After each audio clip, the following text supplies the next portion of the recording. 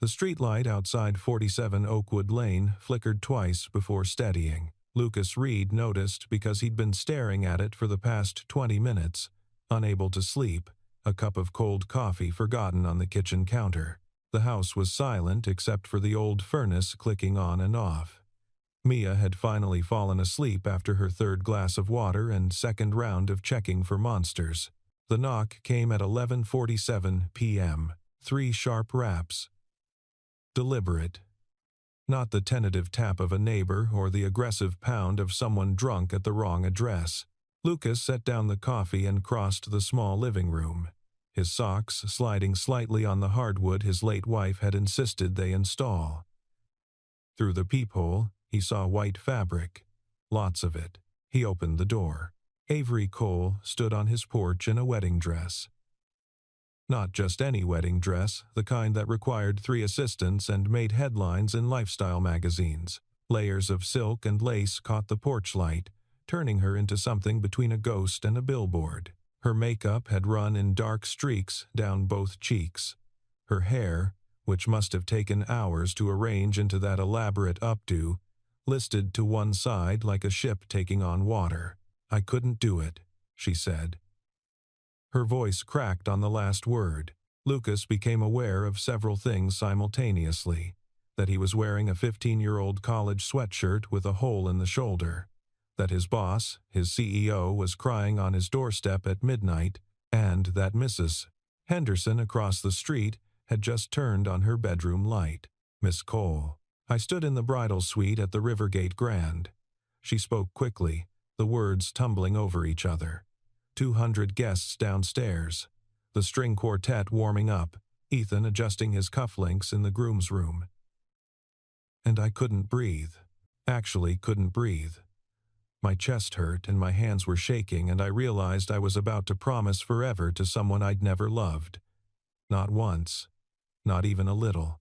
"You should probably come inside," Lucas said, acutely aware that 3 more lights had turned on along the street. She stepped into the small foyer, and the dress seemed to fill the entire space.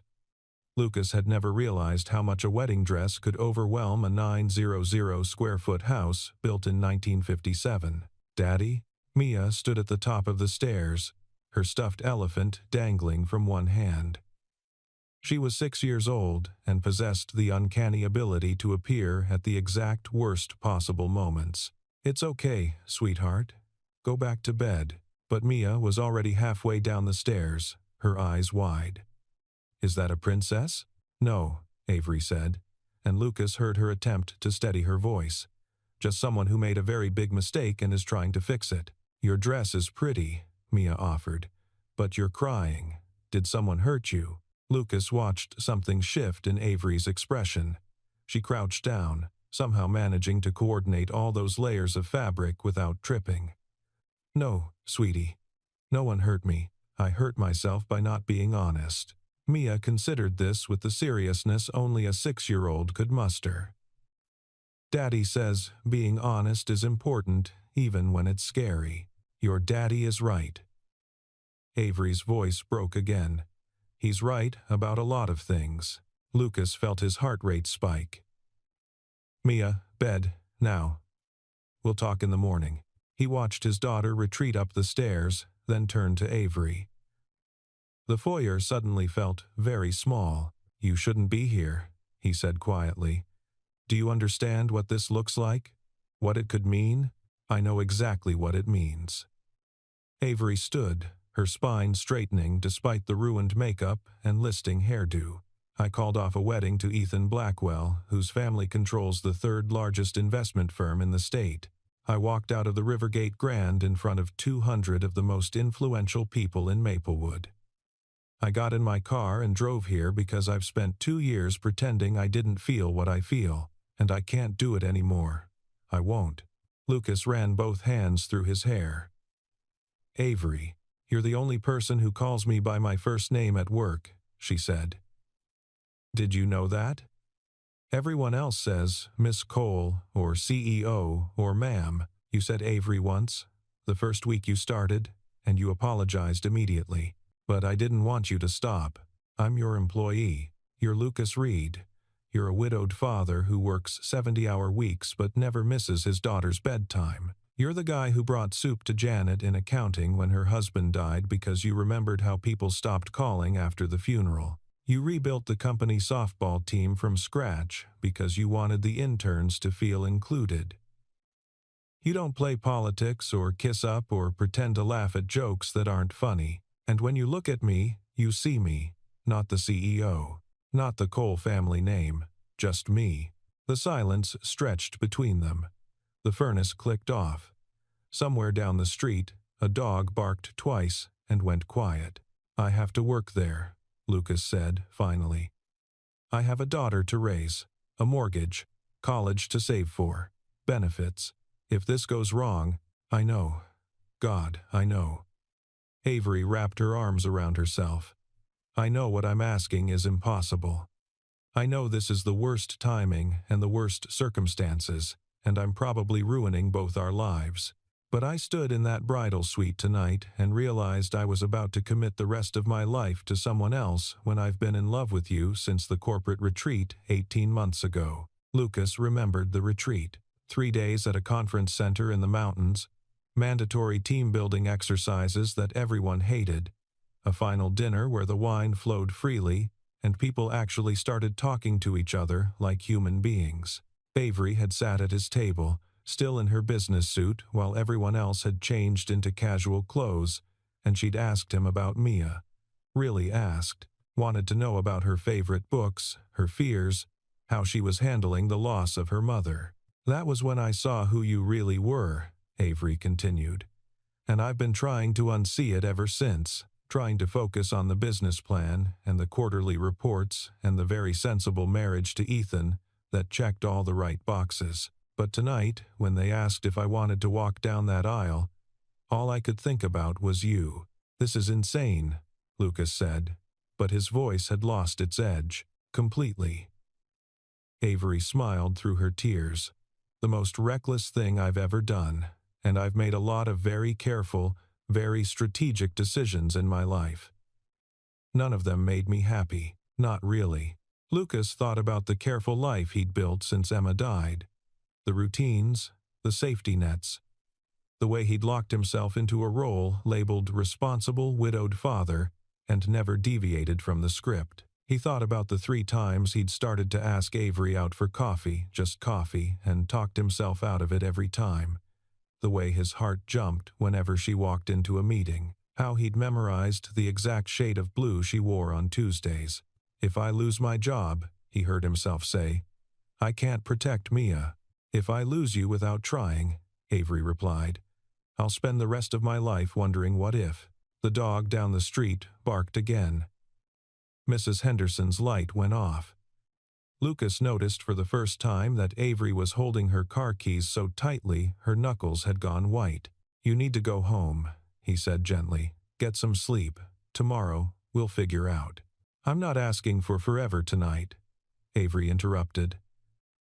I'm just asking you to stop pretending you don't feel this too. Because I see it, Lucas, in the way you look at me for half a second too long before looking away. The way you remember how I take my coffee, even though you've never made me a cup. The way you moved to stand between me and that drunk board member at the holiday party last year. She was right. Of course she was right. Lucas had been carefully not noticing his own feelings for so long that hearing them said aloud felt like a door opening in a wall he'd built deliberately. What did you tell Ethan? He asked. The truth. That I couldn't marry someone I didn't love. She paused. I didn't mention you. He'll figure it out eventually, but tonight wasn't about you. It was about me finally being honest with myself. He's going to be angry, furious, humiliated, vindictive. Avery nodded. Ethan Blackwell doesn't lose gracefully, and I just made him lose in front of everyone who matters. Then this is going to get worse before it gets better, probably. Avery took a step toward him, careful not to trip on her dress. But I've spent 34 years being the good daughter, the perfect student, the ideal CEO. I've made every decision based on what other people expected. And tonight, standing in that bridal suite, I realized I was about to make the biggest decision of my life the same way. So I made a different choice. The scary one. The honest one. Lucas found himself reaching out, catching one of her hands. Her fingers were ice cold despite the warm house. "I don't know how to do this," he admitted. "I don't know how to be the guy who dates his boss. I don't know how to explain this to Mia, or to our co-workers, or to anyone. Neither do I." Avery squeezed his hand. "But I know how to be honest. And I know that when I look at you, I see the life I actually want instead of the life I'm supposed to want." Above them, the old house settled with a creak. In her room, Mia was probably pressing her ear to the floor, trying to hear what the adults were saying. The thought made Lucas smile despite everything. "You should go," he said again, but this time it wasn't a dismissal. "Get out of that dress. Sleep. Tomorrow, we'll talk. Really talk. About what this means and what we're willing to risk and how we move forward without destroying everything we've built." "Tomorrow," Avery agreed. They stood in the small foyer of his small house, her hand in his, both of them aware they were crossing a line that couldn't be uncrossed. Lucas thought about all the reasons this was a terrible idea. He thought about his job security and Mia's stability and the gossip that would spread through North Star Dynamics like wildfire. He thought about Ethan Blackwell's connections and influence and capacity for revenge. Then he thought about spending the rest of his life wondering, what if? "Tomorrow," he said, and pulled her into a hug. She buried her face against his shoulder, her elaborate hairdo finally collapsing completely, and he felt her body shake with sobs she'd probably been holding back for hours. He held her while she cried, one hand cupped gently at the back of her head, feeling the weight of the choice she'd made. When she finally pulled back, her makeup was beyond salvaging, and her dress had wrinkled where she'd pressed against him. "Thank you," she whispered. "For what?" "For not slamming the door in my face." Lucas smiled. "I considered it." She laughed, watery and exhausted, and it was the most honest sound he'd ever heard her make. She left at 12:23 a.m., her dress bundled awkwardly into her car, her heels kicked off somewhere near his front door. Lucas watched her taillights disappear around the corner, then stood on his porch in his old sweatshirt, breathing in the cold night air and trying to process what had just happened. His phone buzzed. "Thank you for seeing me. For hearing me. For not thinking I'm completely insane." "Hey," he typed back. "Get some sleep. We'll figure it out." Her response came immediately. "Promise?" He looked up at Mia's window, where a small face was pressed against the glass.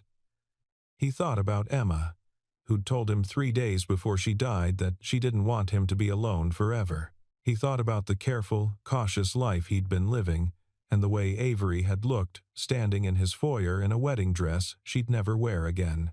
"Promise," he typed. Above him, Mia waved. He waved back, then went inside to explain to his 6-year-old daughter why a princess in a wedding dress had shown up at their house in the middle of the night. It wasn't the hard part, he knew. The hard part was coming tomorrow. Avery sat in her penthouse at 2 a.m., still wearing the ruined wedding dress because taking it off felt like admitting defeat. Her phone had been buzzing for 3 hours straight. She'd turned off the sound, but couldn't stop herself from watching the screen light up with each incoming call, each text, each notification. Her mother, 47 missed calls. Her father, 31 texts, each one shorter and angrier than the last. The wedding planner, an email with the subject line, "Urgent." Ethan, nothing. Radio silence. Which was somehow worse than rage. She poured herself a glass of water and stood at the floor-to-ceiling windows overlooking downtown Rivergate. The city glittered below her, thousands of lights representing thousands of lives being lived behind walls and windows. People sleeping peacefully, people fighting, people making love, people making mistakes. She'd grown up 20 miles from here, in the estate district where houses had names instead of numbers, and the neighborhood association required approval for exterior paint colors. The Cole family had lived at Windermere Manor for 4 generations. Her grandmother had served on the board of the symphony. Her grandfather had been photographed with 3 presidents.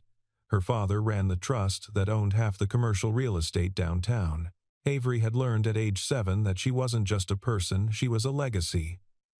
A representative, a future leader who would marry well, produce acceptable heirs, and maintain the family's position in society's upper echelons. She'd learned at age 12 that love was something other people did. Practical people.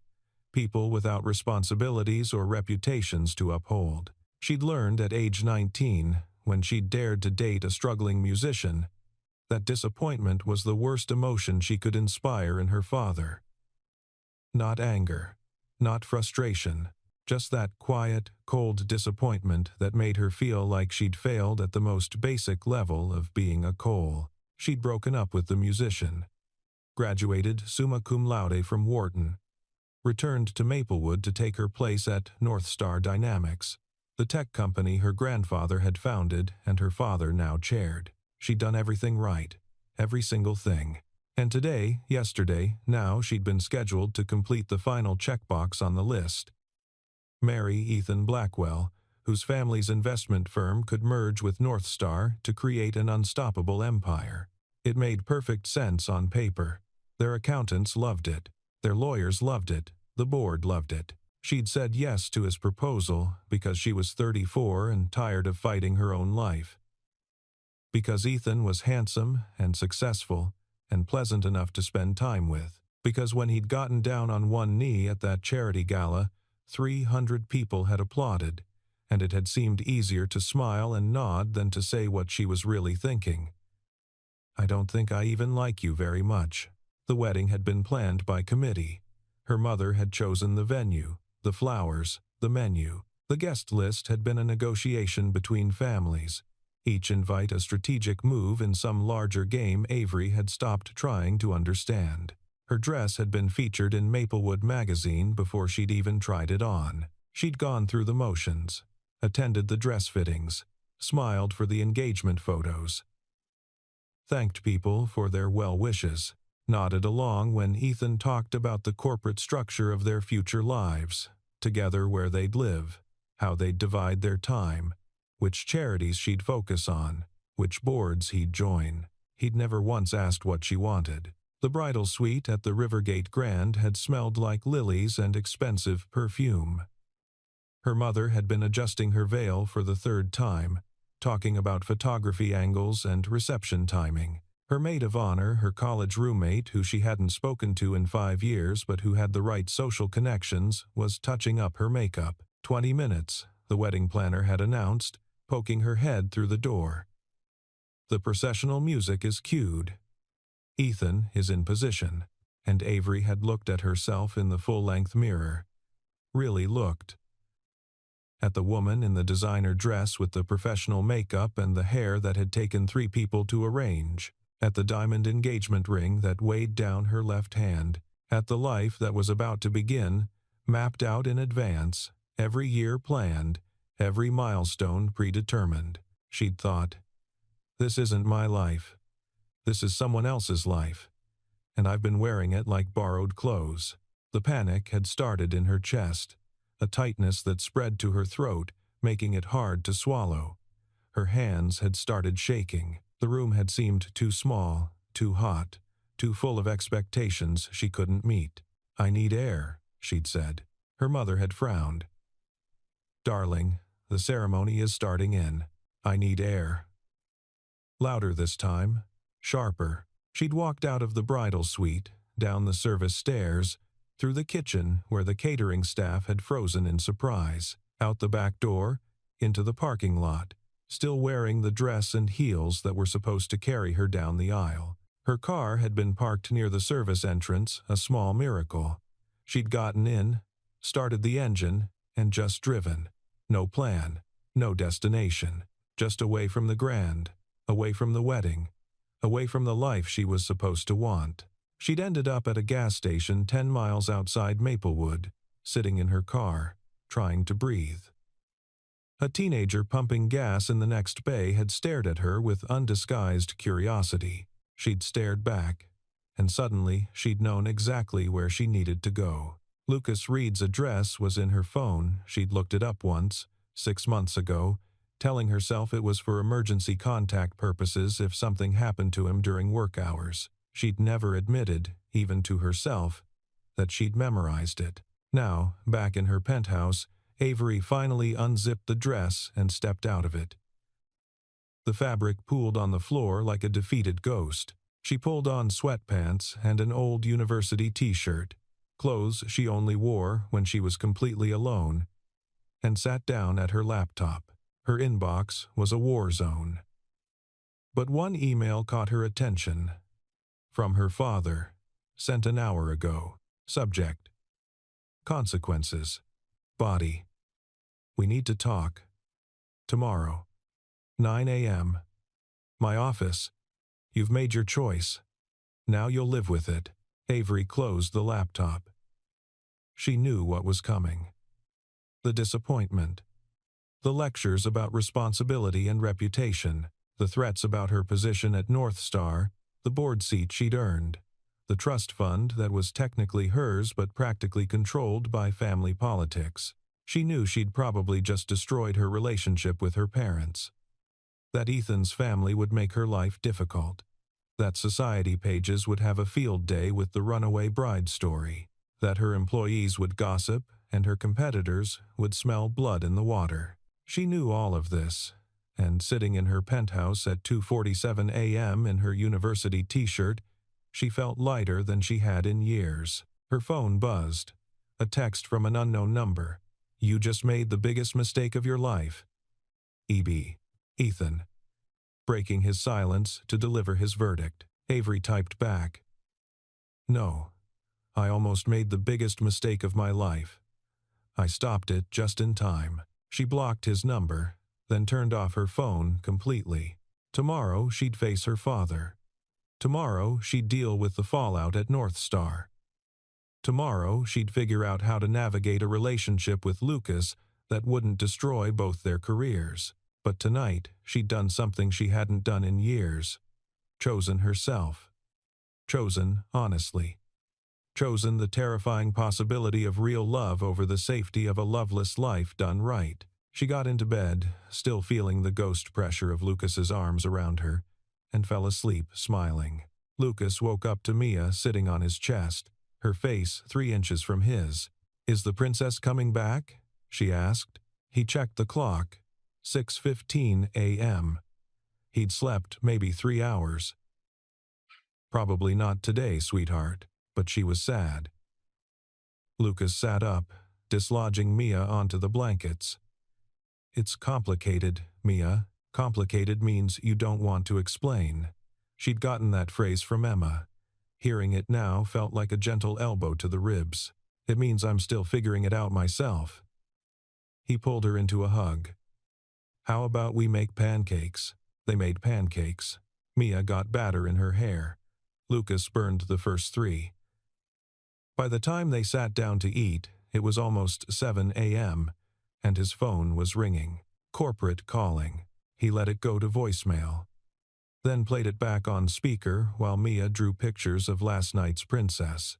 Lucas, it's Gerald from HR. We need you to come in at 8:30 a.m. today instead of your usual time. Meeting with senior leadership, non-negotiable. Please confirm receipt. Lucas called Mrs. Henderson to ask if she could take Mia to school. She agreed immediately, which meant she'd definitely seen Avery's car last night and was dying to know what had happened. He thanked her and didn't offer details. At 8:15 a.m., Lucas walked into North Star Dynamics, wearing his best suit and carrying the resignation letter he'd drafted at 5 a.m., unable to sleep. The lobby was already buzzing with tension. People clustered in groups, speaking in low voices that went silent when he passed. Janet, from accounting, touched his arm as he waited for the elevator. Whatever happens, she said quietly, you're a good man. Don't let them make you feel otherwise. The elevator ride to the 20th floor felt eternal. The executive suite was decorated in chrome and glass and uncomfortable modernist art. Lucas had been up here exactly 3 times in 2 years. Once for his initial interview, once for annual reviews, and once when he'd won the marketing campaign award last quarter. Avery's office was at the far end of the hall. Her assistant's desk was empty. Mr. Reed. Gerald from HR appeared from a conference room. This way, please. The conference room held 6 people. Gerald, 2 board members Lucas recognized from company photos, the CFO, the general counsel, and sitting perfectly straight in a chair near the window, Avery. She'd changed into a navy pantsuit. Her hair was pulled back severely. Her makeup was flawless. She looked exactly like the CEO again, not the woman who'd cried in his foyer last night, but when their eyes met, something passed between them. A recognition, an acknowledgement. Mr. Reed, please sit. The older of the 2 board members, Harrison Blake, whose nameplate read Vice Chair, gestured to a seat, deliberately not next to Avery. Lucas sat. Placed the resignation letter face down on the table. I assume you know why you're here, Harrison continued. I can guess. Miss Cole has informed us of an inappropriate relationship. Harrison's distaste was evident, one that violates company policy regarding fraternization between employees of significantly different ranks. There is no relationship, Avery said, her voice sharp. Yet, there's been no inappropriate behavior during work hours. No exchange of favors, no compromised decisions. Lucas has maintained absolute professionalism for the entire time we've worked together. Yet you showed up at his house at midnight wearing a wedding dress, the CFO said. Lucas felt anger flare in his chest. Don't talk about her that way, Mr. Reed. No. He stood up. You want to fire me? Fire me. You want to lecture me about professionalism? Fine. But you don't get to sit there and call her unhinged for being honest about her feelings. That took more courage than any of you have probably shown in your entire careers. Silence. Avery was staring at him with something like wonder. I came prepared to resign, Lucas continued, putting the letter on the table. I have a daughter to protect. I can't afford to be in a workplace where she could be used against me, or where my personal life becomes ammunition. But before I go, I want you to know that Miss Cole Avery is the best CEO this company has ever had. She rebuilt our culture. She retained talent. She grew revenue by 42% in 2 years. And she did all of that while maintaining the highest ethical standards I've ever seen in corporate leadership. He turned to Avery. Last night, you asked if I felt the same way. I do. I have since the corporate retreat when you spent 30 minutes talking to me about my daughter and never once mentioned work. When I saw you really listen to the intern who was struggling, not because it would benefit you, but because you genuinely cared. I've been carefully not falling in love with you for 18 months because I was terrified of exactly this situation. Lucas Avery's voice broke. But I'm done being careful. I'm done pretending. If that costs me this job, so be it.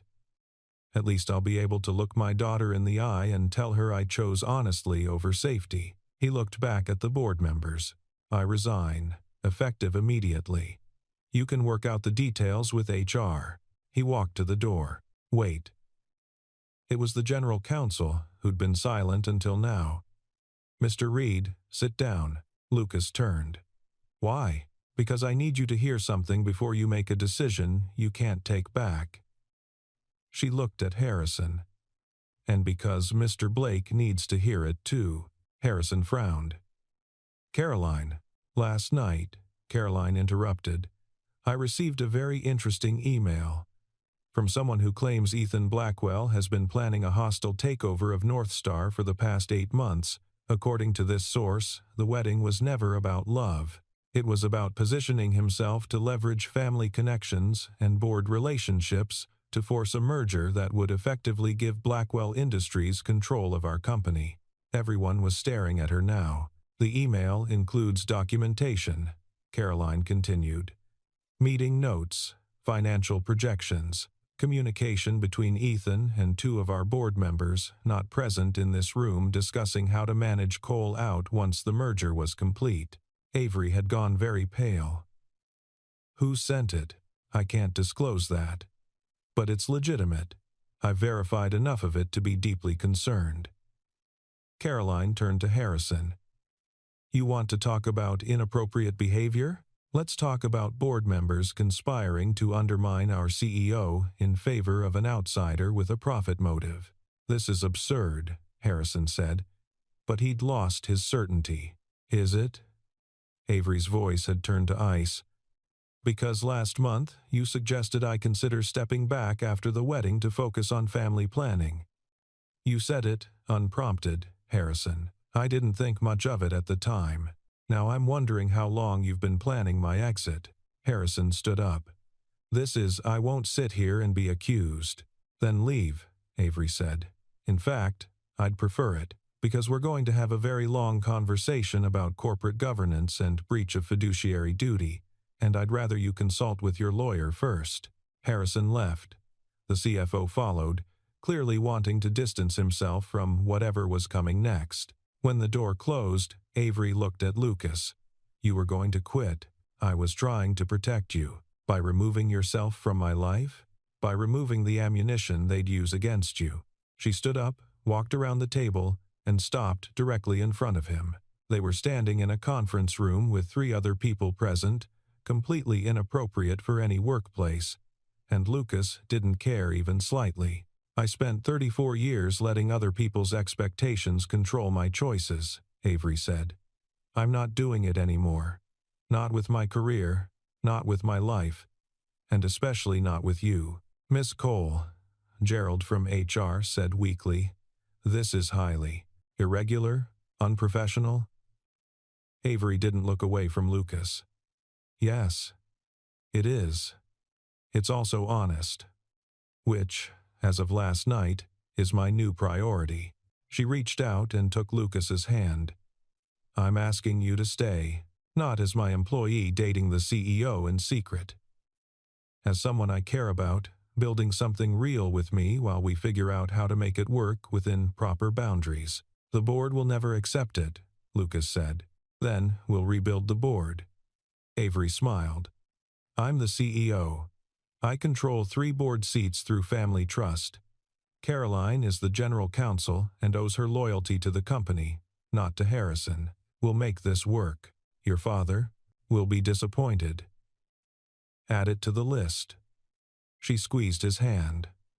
Lucas, I didn't call off my wedding because I hoped for a fairy tale ending. I did it because I couldn't spend one more day lying to myself. Whatever happens next, at least it'll be real.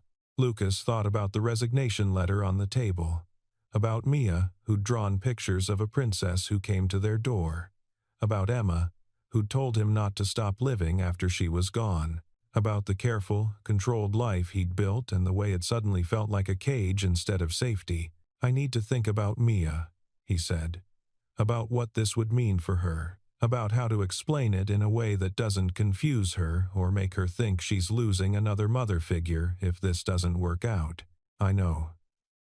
Avery nodded. And I'll wait, however long you need. I also need to know this is real for you, Lucas continued. Not just a reaction to calling off your wedding, not just rebellion against your family. Real, because I have a 6-year-old daughter who lost her mother, and I can't bring someone into her life unless I'm sure. It's real, Avery said. I've known it for 18 months. I've just been too much of a coward to admit it. Gerald cleared his throat.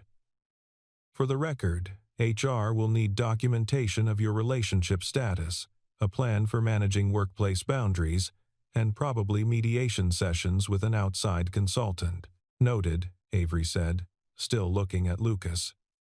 We'll handle it properly. Lucas pulled his resignation letter off the table and tore it in half. Then I guess I'm not quitting. The smile that broke across Avery's face was worth every risk, every complication, every difficult conversation that was coming. Good, she said, because we have a hostile takeover attempt to dismantle and a board to restructure. I'm going to need my best marketing strategist. Just so we're clear, Lucas said, I'm not doing this for the job. I know. Avery released his hand reluctantly, stepping back into professional distance. But we're going to maintain proper boundaries at work. No favoritism. No compromised decisions. We're going to be so ethical, it's boring. Deal. Caroline was smiling. For what it's worth, I think you're both insane. But I also think you might be the first honest relationship I've seen in corporate leadership in 20 years. Gerald just looked exhausted. I'm going to need so much paperwork. Lucas left the conference room an hour later, still employed, technically single, and completely uncertain about what came next. But as he rode the elevator back down to the marketing floor, he felt something he hadn't felt in 2 years. The possibility of joy. His phone buzzed. A text from Avery. Thank you for not giving up on me. Or on us. Whatever us becomes. He typed back. Thank you for being brave enough to try. The elevator doors opened. The entire marketing floor was pretending not to stare at him. He walked to his cubicle, sat down at his computer, and got to work. Whatever storm was coming, he'd face it. But at least, he'd face it honestly. The storm hit at 2 p.m., delivered via every major gossip site simultaneously. Runaway bride CEO in secret affair with employee. Avery Cole cancels $1 million wedding for office romance. Blackwell family, devastated and appalled by CEO's betrayal. Lucas read the headlines on his phone, his stomach sinking with each new notification. Someone had leaked the story, not just leaked it, but weaponized it with carefully selected details and unflattering spin. By 3 p.m., reporters were camped outside North Star Dynamics. By 4 p.m., Lucas had 17 missed calls from numbers he didn't recognize. By 5 p.m., someone had posted his home address in the gossip site discussion threads, complete with a photo of his house taken from the street. Mr. Reed, Avery's assistant, appeared at his cubicle. Miss Cole would like to see you in her office. The walk down the hallway felt like crossing a battlefield. Every eye tracked him. Conversations stopped mid-sentence. Janet from accounting gave him a thumbs up. Robert from IT mouthed good luck. Avery's office was on the 23rd floor.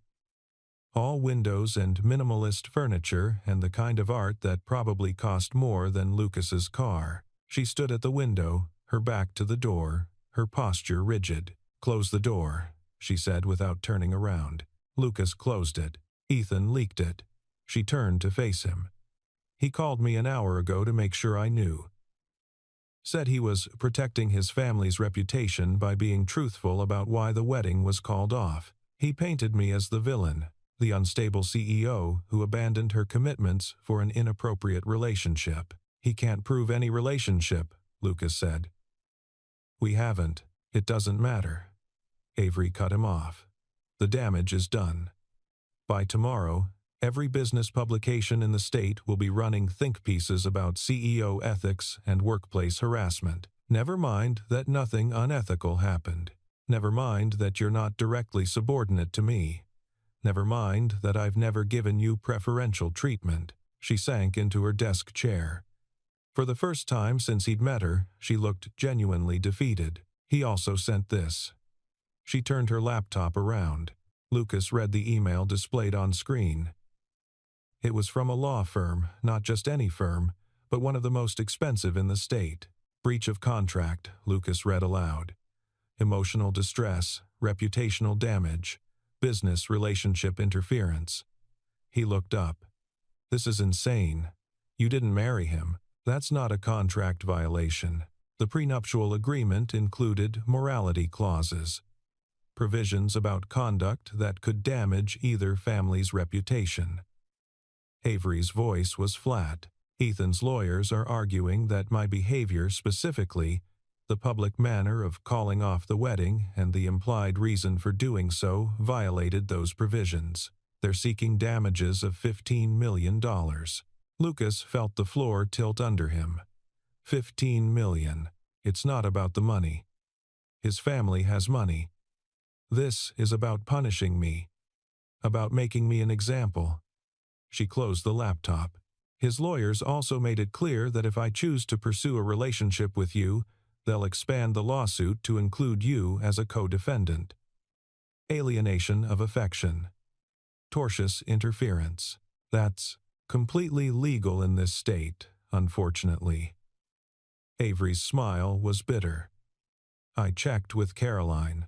Lucas sat down in the chair across from her desk. His hands were shaking. So what do we do?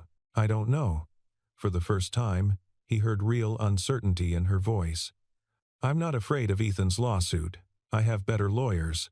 But I am afraid of what this is doing to you. Your address is public now. Reporters are probably camped outside your house. Mia is going to see this. Your neighbors are going to have opinions. The school might get calls. She was right. All of it was right. Lucas thought about picking up Mia from Mrs. Henderson's, about trying to explain why strangers were taking pictures of their house, about the questions she'd face at school tomorrow. I'm so sorry, Avery said. I don't know what I thought, that somehow we could control the narrative, that being honest would be enough. I was naive. You were brave, Lucas corrected. There's a difference. Brave would have been figuring this out before dragging you into it. You didn't drag me anywhere. Lucas leaned forward. Avery, I'm a 36-year-old widower with a daughter and a mortgage. I'm not some naive kid who doesn't understand consequences. I knew this would be complicated. I chose to stay anyway. But Mia will be fine. She's tougher than you think. He hoped it was true. What I need to know is, are you okay? Avery blinked at him. Am I okay? You just had your private life plastered across every gossip site in the state. Your ex-fiancé is suing you for $15 million. Your family is probably furious. The board is in chaos. Are you okay? She stared at him for a long moment, and then unexpectedly she laughed. Not a happy laugh. A slightly unhinged, exhausted laugh that made Lucas want to hug her and also check if she needed medical attention. No, she said finally. I'm not okay. I'm terrified and exhausted and second-guessing everything. But I'm also more myself than I've been in years. Does that make sense? Completely. His phone buzzed. A text from Mrs. Henderson. Reporters at your house. Mia is with me. We'll keep her overnight if needed. He showed Avery the message. Oh God, she said. Lucas, I'm so. Stop apologizing. He stood up. We need a plan. A real one. Not just damage control. We need to get ahead of this. By telling our own story. Lucas started pacing. Ethan controlled the narrative because we gave him the space to do it. But we know the truth. We know nothing unethical happened. We know you called off the wedding before anything started between us. We know this is about two people who developed feelings under completely appropriate circumstances and are now trying to navigate them responsibly. You want to go public? I want to control our own story, Lucas clarified. Caroline mentioned there's evidence of Ethan's takeover attempt. That's leverage. That's proof that your wedding was a business transaction for him, not a relationship. That changes everything. Avery was quiet for a moment, considering. If we leak the takeover information, we escalate the war.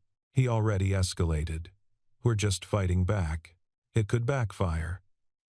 Make me look vindictive. Or it could make you look like the CEO who protected her company from a hostile takeover disguised as a wedding.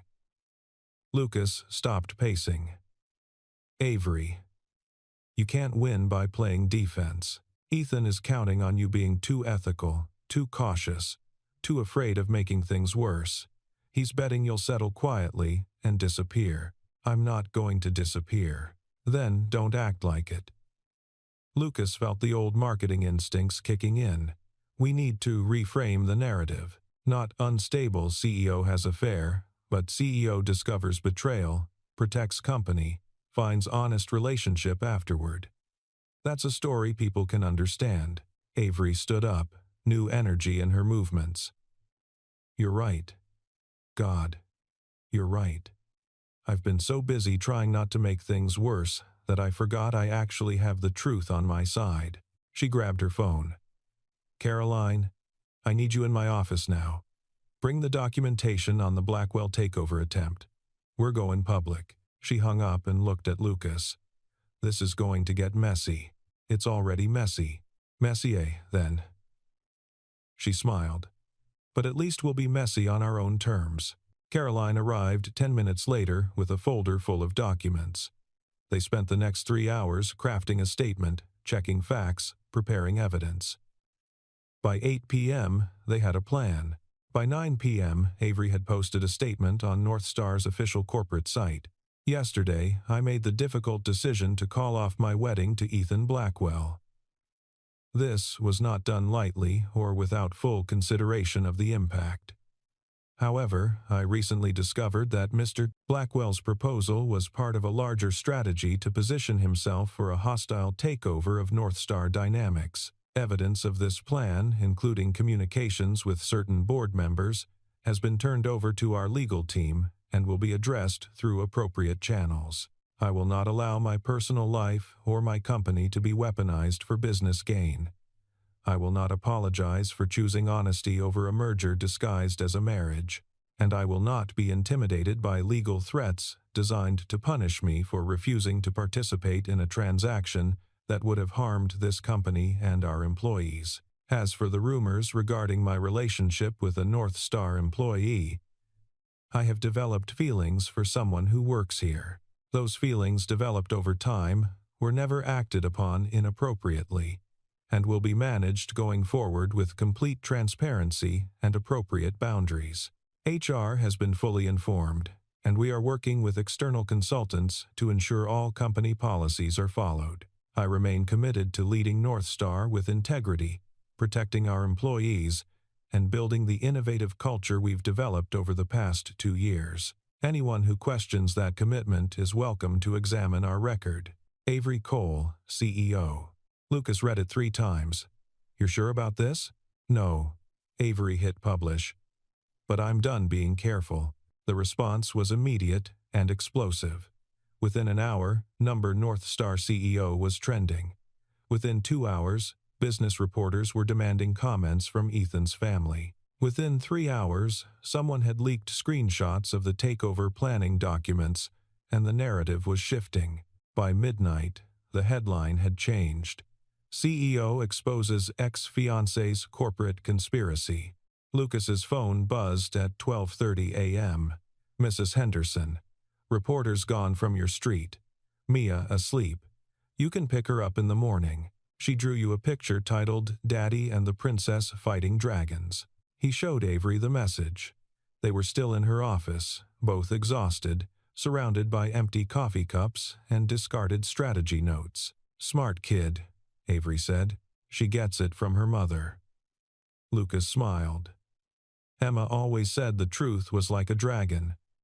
Scary to face, but better than living in fear of it. I would have liked her. She would have liked you too. She always respected people who were willing to fight for what mattered. They sat in comfortable silence for a moment. Go home, Avery said finally. Get Mia. Make sure she's okay. We'll deal with whatever comes next tomorrow. What about you? I'll sleep here. I have a couch in the attached office. Besides, if reporters are camped outside my building, I'd rather not give them the satisfaction. Lucas stood to leave, then hesitated. For what it's worth, I think Emma would have approved of this mess. She always said the best stories came from people who were willing to risk everything for something real. Avery stood too. They faced each other across her desk, the city lights glittering through the windows behind her.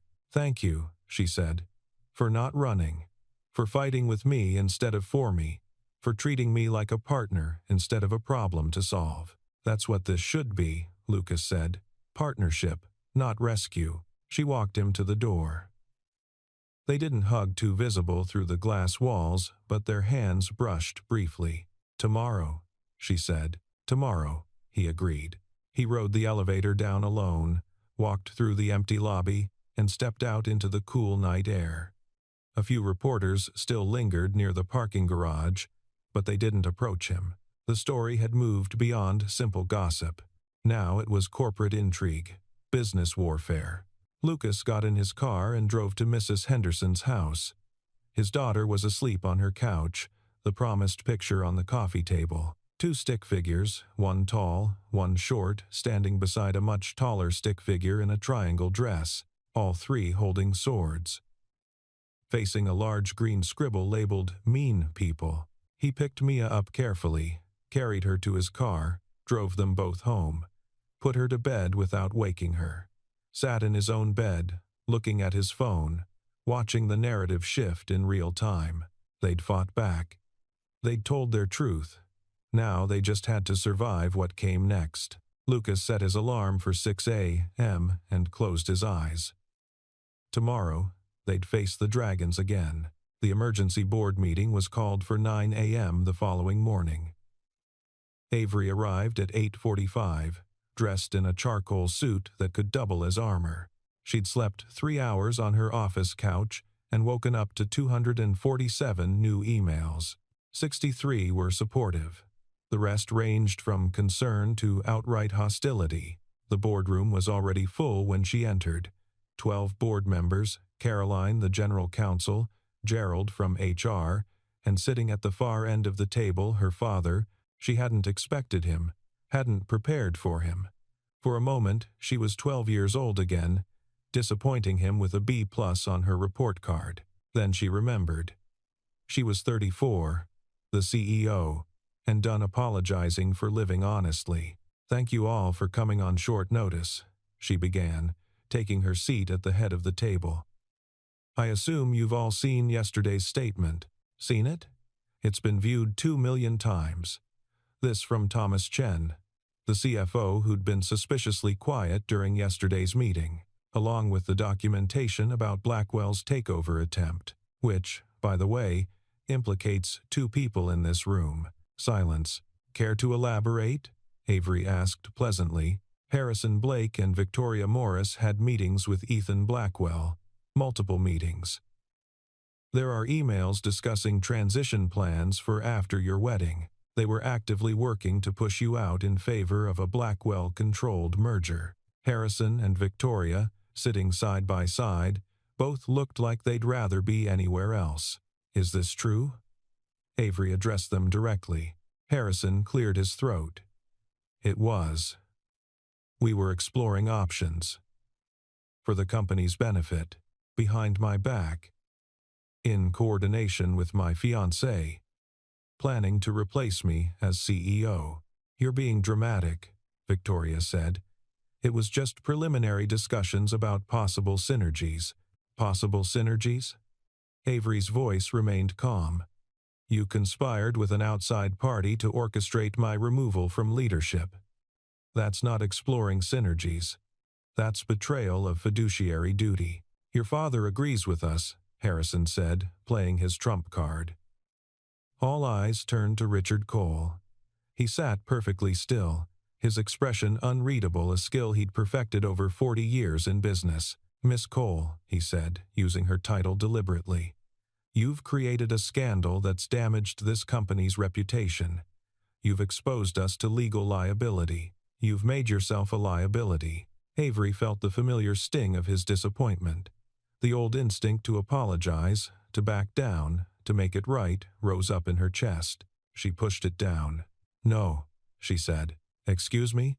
"I said no. I'm not accepting that framing." Avery stood up, commanding the room. "Yesterday, I discovered that my wedding, an event I was pressured into by family expectations and business convenience, was actually part of a hostile takeover attempt. I exposed that attempt. I protected this company. And yes, in the process, I also admitted to having feelings for someone who works here, feelings that developed naturally, were never acted upon inappropriately, and are being handled with complete transparency." She looked around the table. "Some of you are uncomfortable with that transparency. I understand, but I'm done pretending to be something I'm not in order to make other people comfortable. This company has grown 42% under my leadership. Employee retention is at an all-time high. We've launched 3 successful products and are developing 2 more. Our ethical standards are the envy of the industry. None of that matters if you've compromised your judgment, Harrison argued. Compromised my judgment? Avery pulled out a folder. Let's talk about compromised judgment. Let's talk about the 3 deals you've pushed this year that would have benefited companies where you hold personal investments. Let's talk about Victoria's daughter mysteriously getting a consulting contract with one of our vendors. Let's talk about Thomas's expense reports from the Las Vegas strategy conference that was actually a bachelor party. She dropped the folder on the table. I've been tracking ethical violations for 6 months. Caroline has the full documentation. If we're going to discuss compromised judgment, let's be thorough. The room erupted. Accusations flew. Denials were shouted. Caroline sat quietly taking notes. Richard Cole held up one hand. The room fell silent immediately, a trick Avery had seen him use her entire life. Enough, he said. Avery, a word, alone. Anything you need to say can be said here, now. His voice was ice. They stepped into the hallway. Richard closed the door behind them. What are you doing? He demanded, his composure finally cracking. My job. Protecting this company. By creating a circus? By dragging our family name through gossip sites? By admitting to an inappropriate relationship with a subordinate? He's not my subordinate, Avery said. He's 3 levels removed from me organizationally, and nothing inappropriate happened until after I called off the wedding. That's not how it looks. I don't care how it looks. I care about the truth. She met her father's eyes. You pressured me to marry Ethan. You said it was good for the family, good for business, good for my future. But it wasn't about any of that. It was about maintaining appearances. About your relationship with the Blackwell family. About deals you had cooking that needed that alliance. That's not. Don't lie to me. Not anymore. Her voice broke. I spent my entire life trying to be the daughter you wanted. The perfect Cole heir. And it was killing me, slowly, every day, until I finally admitted I was in love with someone who sees me as a person, not as a legacy project. Richard was quiet for a long moment. Lucas Reed, he said finally. I looked him up. Widower. 1 daughter, middle-class background. He's ordinary. He's extraordinary, Avery corrected, and he's honest. And he treats me like I matter beyond what I can do for his career or social standing. And when this blows up? When the relationship ends and you're left with the wreckage of your reputation? Then at least I'll have tried. At least I'll have chosen myself for once. She straightened her shoulders. I'm done living my life according to your expectations, Dad. I'm sorry if that disappoints you, but I can't keep disappointing myself. Richard studied her face. You're serious about this? Completely. It's going to cost you. The board will probably force you out. Your mother won't speak to you for months. The Blackwell lawsuit could bankrupt you personally. I know, and you're still choosing this. He sighed, a sound she'd heard maybe twice in her entire life. Then, I suppose I taught you too well. You're as stubborn as I am. Is that approval? It's acknowledgement. He turned toward the boardroom door, then paused. For what it's worth, I met your mother at work. She was my secretary. Everyone said it was inappropriate. Scandal of the decade. A small smile. We've been married 38 years. Avery felt tears prick her eyes. You never told me that. You never needed to know. Until now. He opened the door. Let's go finish this. They returned to the boardroom. Richard took his seat. I move that we accept the resignations of Harrison Blake and Victoria Morris, effective immediately, he announced. Their breach of fiduciary duty is well documented and inexcusable. Stunned silence. I second the motion, said Martha Freeman, the oldest board member, who'd been silent until now. And I'd like to add, Miss Cole, I apologize for doubting you. What you did took remarkable courage. The kind of courage we need in leadership. The vote was unanimous, with Harrison and Victoria abstaining. They left the boardroom, white-faced and furious. Now, Richard continued, regarding Miss Cole's personal relationship, I move that we accept her handling of the situation as appropriate, contingent on continued HR oversight and external ethical review. The company's performance under her leadership speaks for itself. This vote was 8-2 inches favor. When the meeting adjourned, Avery remained in her seat, emotionally exhausted but somehow lighter than she'd felt in years. Caroline approached. Your father just saved your career. I know. He also terrifies me. Everyone. Avery returned to her office to find Lucas waiting in the hallway outside. He was holding a coffee and looking profoundly uncomfortable in his suit. How'd you know I'd need this? She asked, accepting the coffee. Because I've worked for you for 2 years, and you drink 3 cups before noon. He smiled. How bad was it? 2 board members resigned. My father, maybe possibly slightly defended me, and I still have a job. That's miraculous. She unlocked her office door. They sat across from each other, her behind the desk, him in the visitor's chair, maintaining professional distance, being careful. Gerald wants us in mediation next week, Avery said, to establish boundaries and protocols. Makes sense, and I need to recuse myself from any decisions that directly affect your career. Promotions, raises, reviews, all of that has to go through others now. Understood. And we have to be visible at work as completely professional. No personal conversations in the office, no lunch together, no appearance of favoritism. Avery, Lucas interrupted gently. I know. I understand what we're signing up for. The question is, are you sure you want to sign up for it? Because this doesn't get easier. The scrutiny doesn't stop. Ethan's lawsuit is still pending. The gossip sites will follow us for months. Every decision you make will be second-guessed. Every interaction we have will be analyzed. I know. And you still want this? She looked at him, really looked at him. At the man who'd let her cry on his shoulder in a wedding dress, who'd stood up to the board on her behalf, who'd helped her find the courage to fight back instead of hide. Yes, she said. I want this. I want you. I want to figure out what we could be together. It terrifies me. Lucas smiled. Then I guess we're doing this. Properly, ethically. With so many boundaries and protocols that it's almost boring. The most boring relationship in corporate history. Exactly. She smiled back, starting after work. When we're both just people, not CEO and employee, I'll pick you up at 6, Lucas said, for a completely appropriate, non-work-related dinner, where we'll discuss our plan for navigating this situation like responsible adults. It's a date. Technically, it's a planning session. Even better. He stood to leave, then hesitated. For the record, you were incredible in there. Whatever happened in that boardroom, you fought for yourself, for us, for what was right. That's everything. After he left, Avery sat alone in her office, looking out at the city. Her phone buzzed with a text from her mother. Your father told me what happened.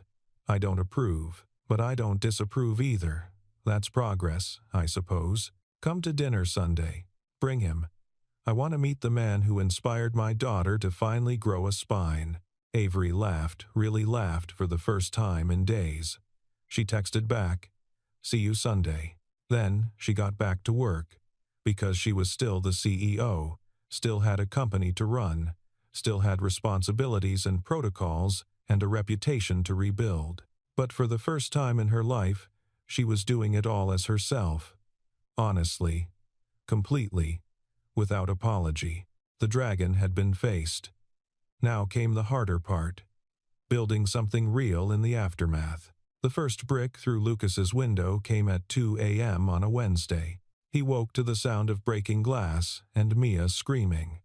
By the time he reached her room, she was hiding under her bed, hands clamped over her ears, sobbing. "It's okay, sweetheart. I've got you." He pulled her out gently, carried her to his room, held her while she shook. "Just some kids being stupid. It's okay." But it wasn't okay. The brick had a note wrapped around it. "Homewrecker." He called the police. They took a report, said they'd increase patrols in the neighborhood, and left. Lucas spent the rest of the night boarding up the window with cardboard and duct tape, Mia sleeping fitfully in his bed, flinching at every sound. In the morning, he found his car had been keyed. Someone had spray-painted "Gold Digger" across the driver's side. He called in sick to work for the first time in 2 years. By noon, Avery was at his door. She must have driven directly from the office. She was still wearing her CEO armor, though she'd ditched the heels for flats somewhere along the way. "Gerald told me you called in sick," she said. "You never call in sick." Lucas showed her the window. The car. Mia's drawings from that morning, all dark colors, angry scribbles, scared faces. "This has to stop," Avery said quietly. "I'm making it stop." "How?" "You can't control what people do." "No. But I can remove the incentive." She pulled out her phone. "I'm resigning as CEO. Today. I'll announce it this afternoon." "What?" "No." Lucas grabbed her wrist. "Avery." "No. That's exactly what they want." "They? Who's they?" "The people throwing bricks at your house? The gossip sites? Ethan's lawyers?" She pulled her hand free. "Lucas, your daughter is traumatized. Your property is being vandalized. This is my fault. It's not your fault that people are cruel. It's my fault that you're a target." Her voice broke. "I thought we could handle this. I thought being honest and transparent would be enough. But I was wrong. I made you a target, and I won't let you and Mia pay the price for my choices. So your solution is to let them win? My solution is to protect the people I care about. By destroying your own career?" The word hung in the air between them. Mia appeared in the doorway, elephant clutched in both arms. "Is the princess leaving?" she asked quietly. Avery crouched down. "Hi, sweetie. I heard about your scary night. Someone threw a rock at my window." Mia's voice was very small. Lucas started to intervene, but Avery held up a hand. "You're right," she said to Mia. "It is because of me. And I'm so sorry. Are you a bad person?" "No. But I made choices that upset some people, and those people are being mean about it. Daddy says mean people are scared people." Avery looked up at Lucas, then back to Mia. "Your daddy is very smart. Are they scared of you?" "Maybe. Or maybe they're just angry that I didn't do what they expected." Mia considered this. "I don't think you should leave. I think the scared people should stop being mean." "That would be nice," Avery agreed. "But sometimes we can't control what other people do. We can only control our own choices." "Then choose to stay." Mia's voice was surprisingly firm. "My mommy said running away doesn't fix problems. It just moves them somewhere else." Lucas felt his chest tighten. Emma had said that. Hundreds of times. Avery was very quiet for a moment. Then, "Your mommy sounds like she was very wise. She was the best." Mia's eyes filled with tears. "But she still died. And it wasn't fair, and I was scared for a long time. But Daddy said we had to keep living anyway. That Mommy would want us to be brave." "Being brave is hard," Avery said softly. "Being scared is harder." Mia hugged her elephant tighter. "You should stay, and the mean people should stop. That's what should happen." After Mia returned to her room, Lucas and Avery sat in his small living room, the boarded-up window a reminder of the cost of honesty. "She's right," Lucas said.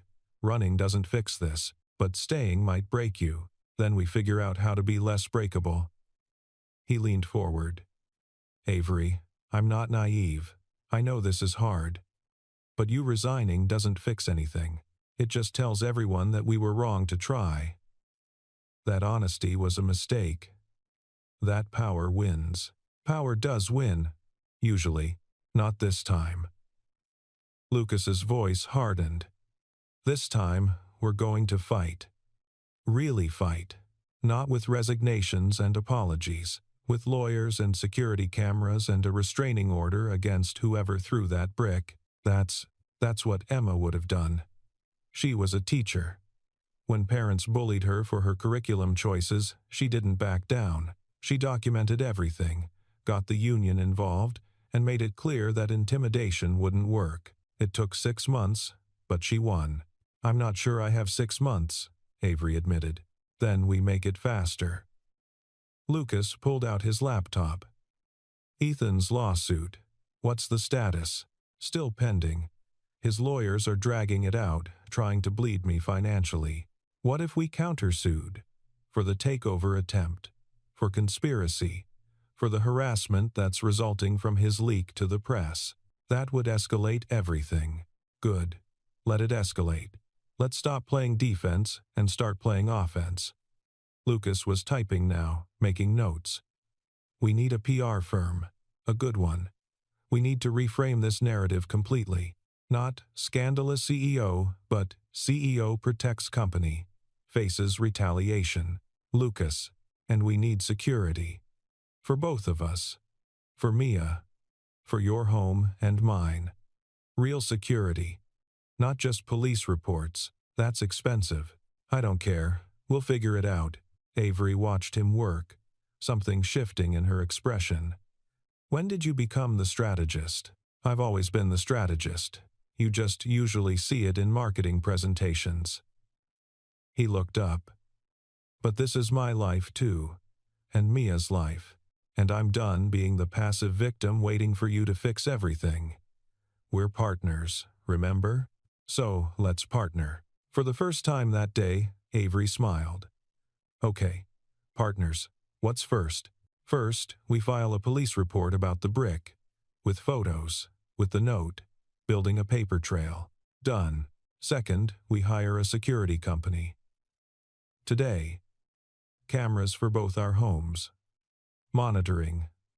The works. I'll make calls. Third, we meet with Caroline and develop a counter-strategy for Ethan's lawsuit. If he wants to fight dirty, we'll fight dirty better. He has more resources. He doesn't have more truth. That's worth something. They worked through the afternoon, making lists, making calls, building a plan. Mia eventually emerged from her room and started drawing again this time. Pictures of knights fighting dragons. Progress. At 4 p.m., Lucas's phone rang. An unknown number. Mr. Reed? This is Detective Sarah Morrison, Maplewood PD. We've identified the person who threw the brick through your window. Local teenager. His father is, well, he's connected to the Blackwell family. Attorney. This appears to be part of an organized harassment campaign. Lucas put the phone on speaker so Avery could hear. Can you prove it? Avery asked. We're working on it. But I wanted you to know. You're not dealing with random vandalism. This is coordinated. Which means it's prosecutable. What do we need to do? Lucas asked. Keep documenting everything. Every threat, every incident, every contact. And consider legal representation. This is bigger than a brick through a window. After the call ended, Avery and Lucas looked at each other. He's trying to destroy us, Avery said, piece by piece. Then we stop giving him pieces to destroy. Lucas squeezed her hand. We build something stronger than he can break. The security company arrived at 6 p.m. By 8 p.m., Lucas's house had cameras covering every angle. Avery's penthouse was next on the installation schedule. By 10 p.m., Caroline had drafted a counter-lawsuit that made Ethan's look like a love letter. By midnight, they had a PR firm on retainer and a clear communication strategy. By 1 a.m., Lucas finally put Mia to bed for the second time, reading her 3 books about brave knights and smart princesses. "Daddy?" she asked as he was leaving. "Yeah, sweetheart? I like the princess, even if mean people don't." "Me too, Mia. Me too."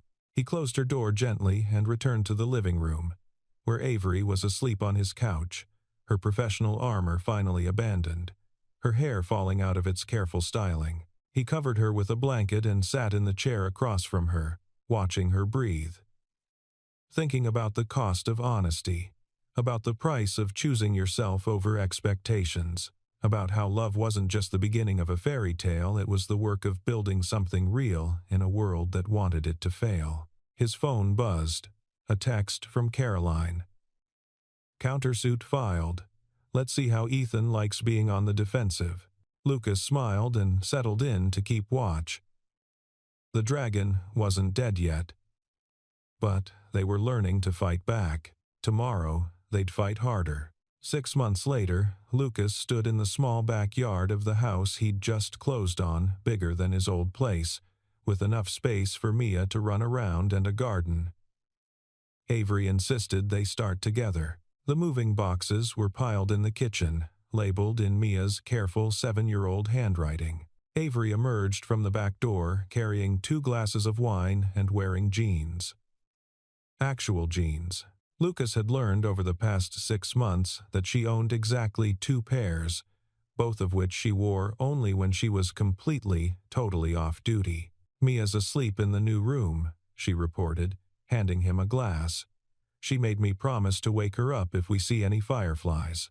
"There won't be any fireflies for another month." "I know, she knows. But she made me promise anyway." They sat on the back porch steps, shoulders touching, watching the twilight settle over their new neighborhood. It was quieter here, farther from downtown, in a school district where Mia could finally stop being that girl whose dad dated his boss. "How was your last day as CEO?" Lucas asked, surprisingly emotional.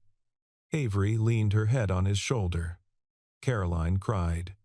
"Gerald gave me a card signed by half the company. Even Thomas admitted he'd miss having someone that ethical running things. You built something good there. We built something good there." She squeezed his hand. "Your marketing campaign last quarter increased our market share by 18%. That's not nothing. I'm just glad I got to finish it before my voluntary departure."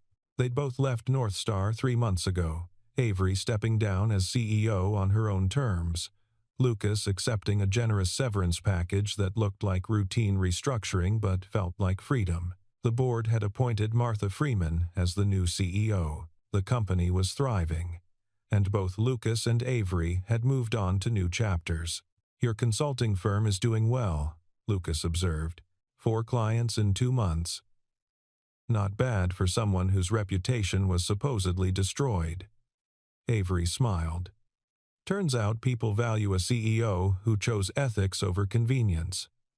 Who knew? Everyone. Everyone knew. His phone buzzed. A text from Martha. The Blackwell lawsuit was dropped. Complete dismissal with prejudice. Thought you'd want to know. M. Lucas showed Avery the message. She read it twice, then set down her wine glass and pressed both hands to her face. Her shoulders shook.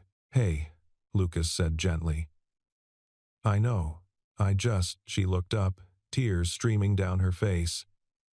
"I spent 8 months wondering if he was going to bankrupt me, if I'd have to sell my condo, if I'd cost you everything, and now it's just over." His countersuit probably helped. Turns out judges don't love it when you orchestrate harassment campaigns against witnesses. The teenager who'd thrown the brick had eventually confessed. His father, Ethan's family attorney, had been disbarred. 2 other people involved in the harassment had been charged. The investigation had revealed a pattern of intimidation that made Ethan's lawsuit look frivolous by comparison. His lawyers had quietly dropped everything last week. "We won," Avery said, like she couldn't quite believe it. "We survived," Lucas corrected. "Winning looks different than I expected." "How so?" He gestured to the house behind them. "I'm living in a bigger house in a better school district because of the severance package I got for leaving a job I actually liked." You're building a consulting practice from scratch at 35, after walking away from a CEO position most people dream of. We're both starting over. Is that winning? Yeah, I think it is. Lucas took her hand. Because we're starting over on our own terms. Not because we were forced out. Not because we were broken. Because we chose something different. Avery was quiet for a moment. My mother called yesterday, asked when we were getting married. What did you tell her? That we're not rushing into anything. That we're doing this right. That she'll know when we know.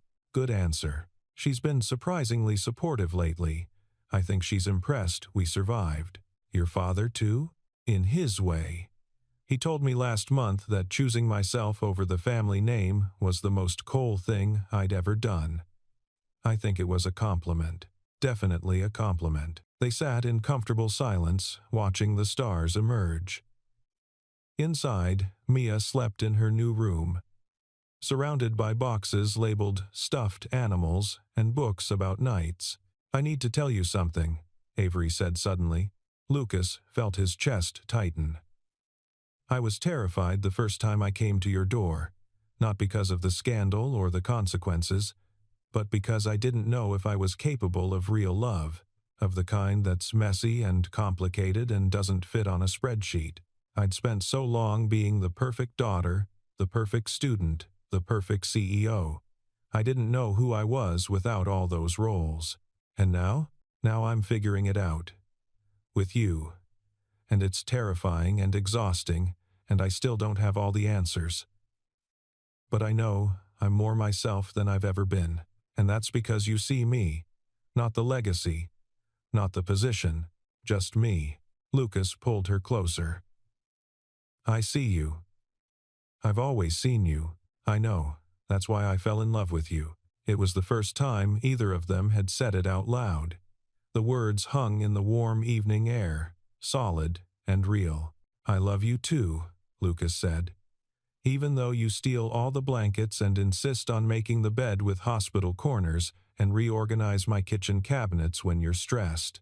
Avery laughed. I don't reorganize that much. Last week you alphabetized my spices.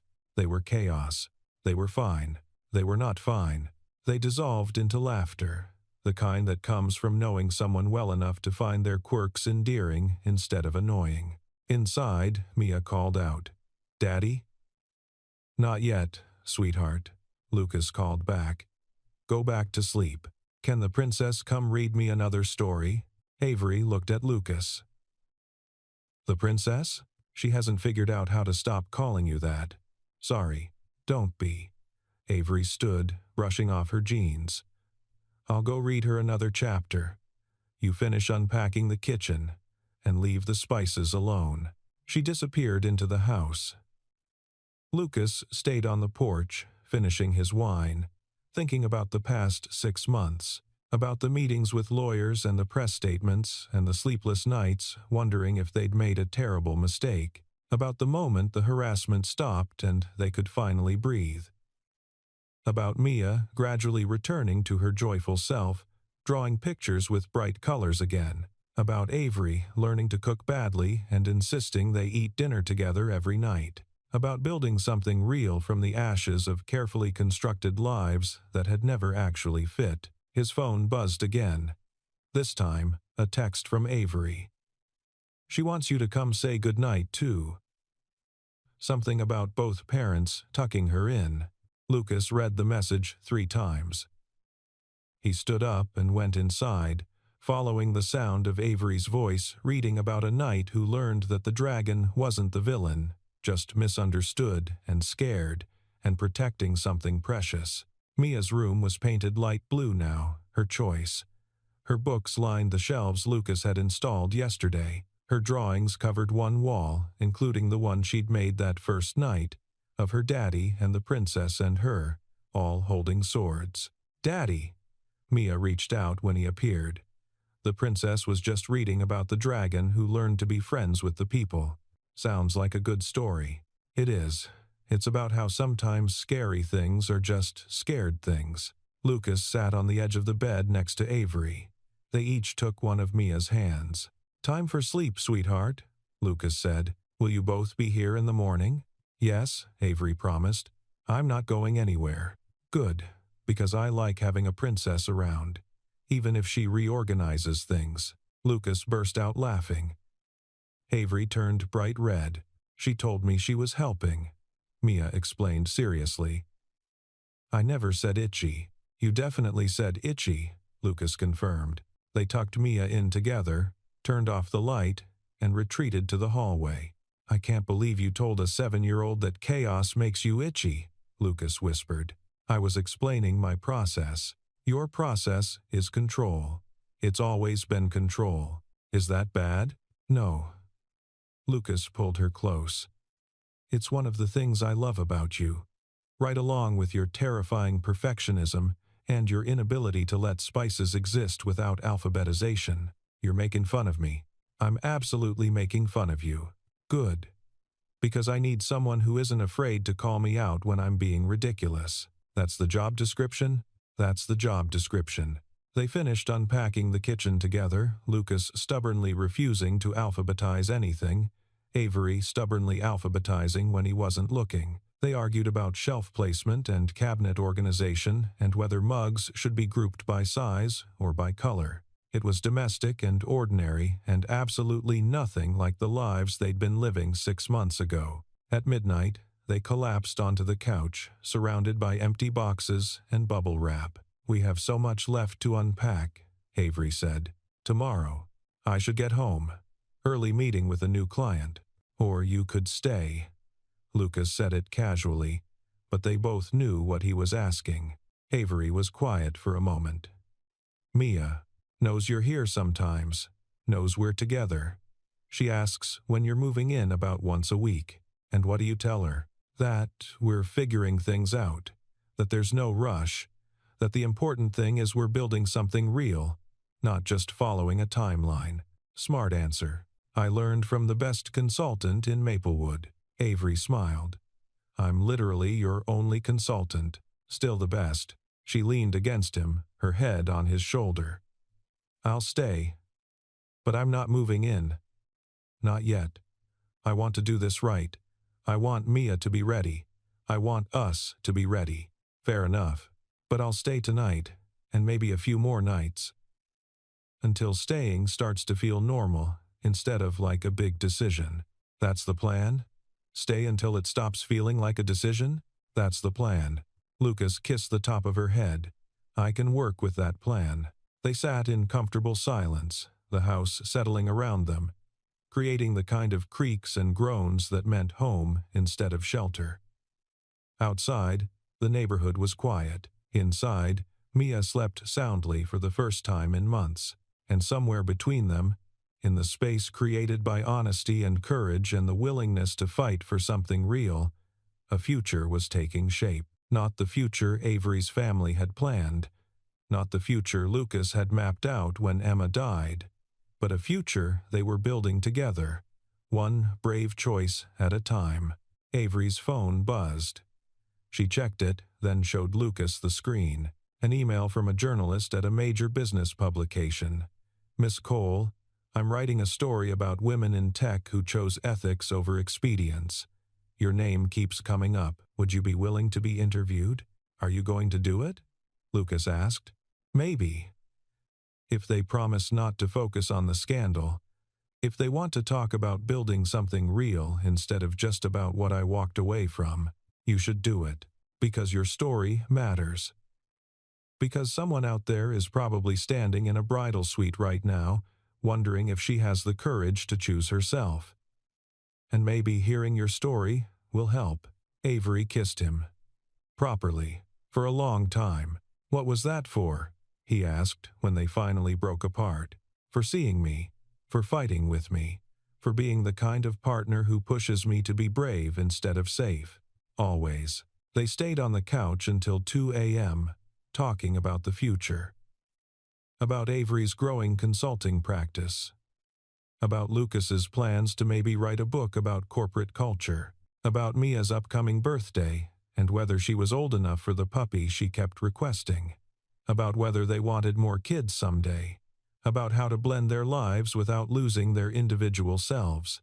They didn't have all the answers, but they had each other, and they had the courage to keep asking questions. Eventually, they made their way to the bedroom, Lucas's bedroom in their new house, where everything still smelled like fresh paint and possibility. They fell asleep tangled together, and if Lucas dreamed, he dreamed of dragons that turned into doors, and doors that opened onto lives more honest and real than anything he'd dared to imagine. In the morning, Mia woke them up at dawn, demanding pancakes and asking if there were fireflies yet. There weren't.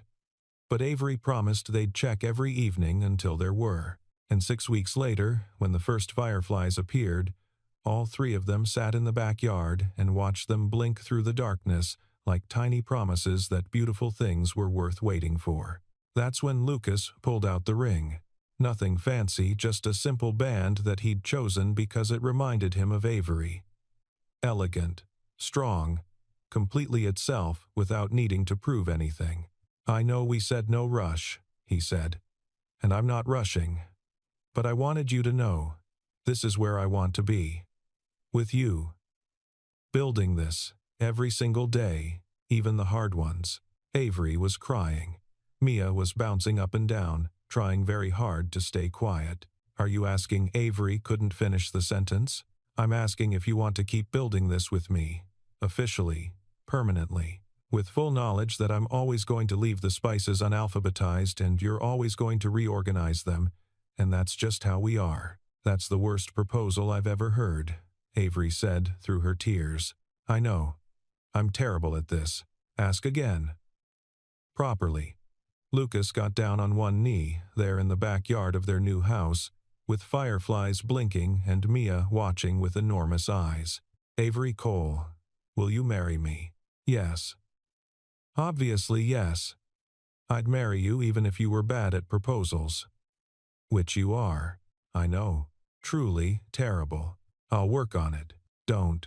I love you exactly like this." They kissed while Mia cheered and fireflies blinked their approval, and somewhere in the distance, a door that had once seemed impossible to open swung wide on hinges made of courage and honesty and the willingness to choose love over safety. 6 months after that, they got married in the backyard, just family and close friends, with Mia as the flower girl and Martha Freeman giving a toast about courage. It rained during the ceremony, and Avery's dress got muddy, and the cake tilted dangerously to one side. It was absolutely perfect, because they'd learned, through dragons and scandals and bricks through windows, that perfect wasn't the goal. Real was the goal. Honest was the goal. And they'd found both, not by following anyone's expectations, but by having the courage to build something completely their own. And every evening, when the fireflies came out, they sat together in the backyard and reminded each other, the scariest doors are the ones most worth opening.